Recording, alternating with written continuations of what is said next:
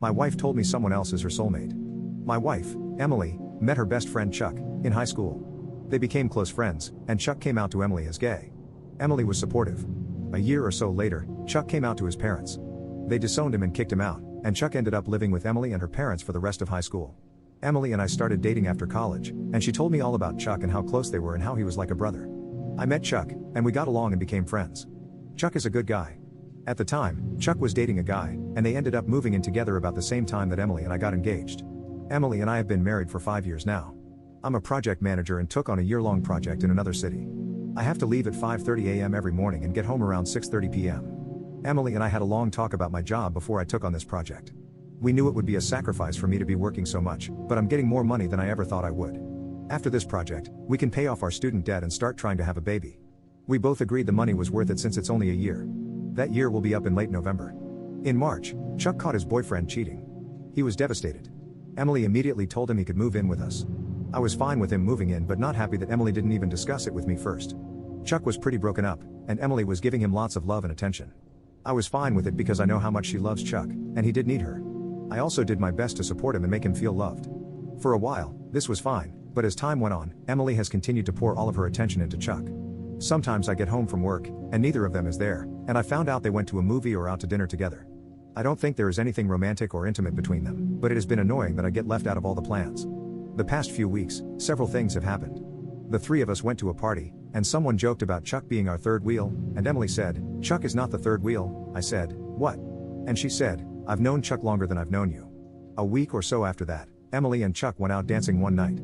I had to work the next day, so I stayed home. I woke up at about 3 a.m., and Emily was not in bed. I went and found her and Chuck cuddled up on the couch asleep with the TV on. Both of those things made me uncomfortable. I also realized I had been working so much I was just sort of letting Emily and Chuck plan everything, and I had not planned a date night in a while.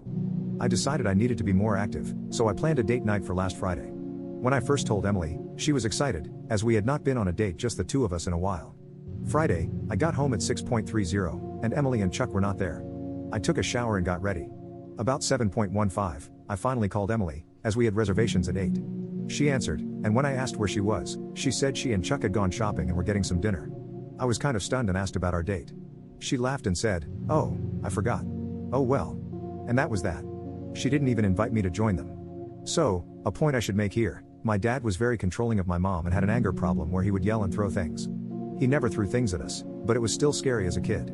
I have worked very hard to not be like him. I've tried to never be controlling of Emily or tell her what to do. I also tend to shut down when I get angry. When Emily forgot our date, I was mad, so I didn't say anything right then, but I knew I needed to address how I was feeling. So later that evening, I told her we needed to talk. I had written down some things so I could stay focused. I started by saying that I loved Chuck, and he was always welcome in our home, but that I felt like our marriage was suffering and we needed to work on us. Emily blew up. She thought I was attacking Chuck.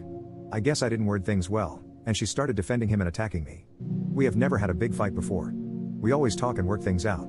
I was stunned that she was attacking me. She said some awful things. Then she said, "Chuck is my soulmate, and you just have to get used to that." I just shut down. I didn't even know how to process that. I love Emily more than anything in the world.